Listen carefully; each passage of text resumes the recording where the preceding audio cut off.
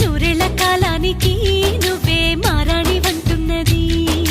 ప్రతిరోజులా ఒక రోజా ఇది, ఏడాదిలో మహారాజే ఇది.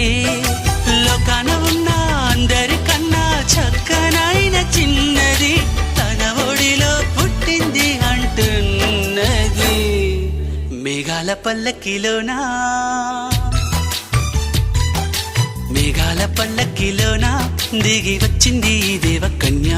మిలమిల మెరిసిన శశికళ, చినుకుల కురిసిన హరివిల్లా.